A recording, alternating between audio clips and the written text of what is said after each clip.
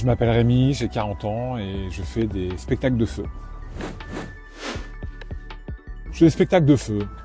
Voilà, c'est compliqué à décrire parce que les gens, dès que tu leur dis ça, ils pensent cracheur de feu, alors que moi je ne crache pas le feu. Pour expliquer un petit peu, moi j'étais étudiant en face, j'ai fait un master en banque finance.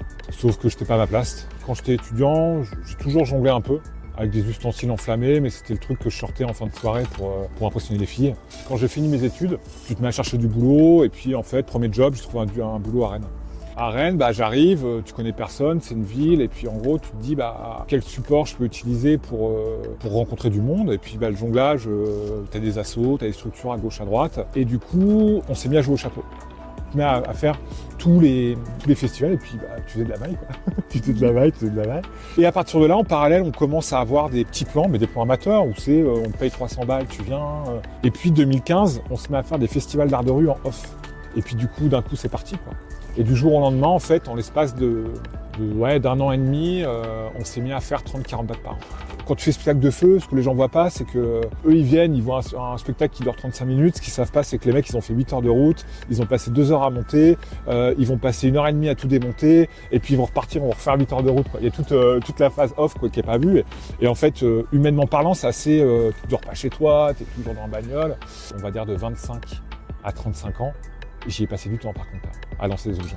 Je crois pas au talent, je crois qu'à un moment, avec l'envie, il n'y a aucune raison que ça ne fonctionne pas. Ce que j'aime, à chaque fois que je fais des prestats, surtout j'ai quand même un putain de savoir-faire. Maintenant, c'est de l'automatisme, mais pendant 2 heures, je suis tout seul tu mets tout en place, et je crois que j'ai quand même un putain de savoir-faire. Des mecs qui savent jongler avec le feu, en fait, on n'est pas beaucoup. Un des gros aspects du boulot, c'est la gestion du risque. C'est-à-dire qu'il y a des gens qui te contactent, je sais pas, la mairie, et comme c'est dans les arts de la rue, t'arrives, tu sais jamais trop les conditions que tu vas trouver.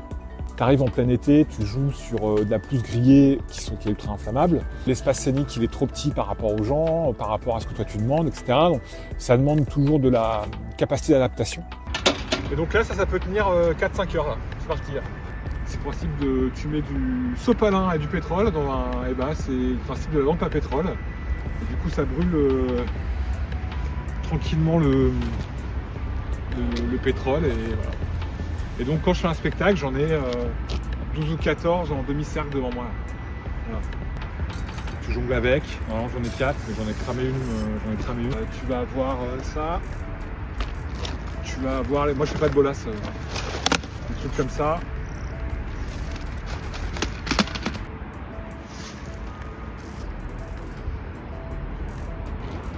Et il y a 10 ans, ce truc-là, j'étais un des premiers en France à en faire. Depuis, c'est un truc qui s'est vachement démocratisé. Mais ça a été un putain de kiff.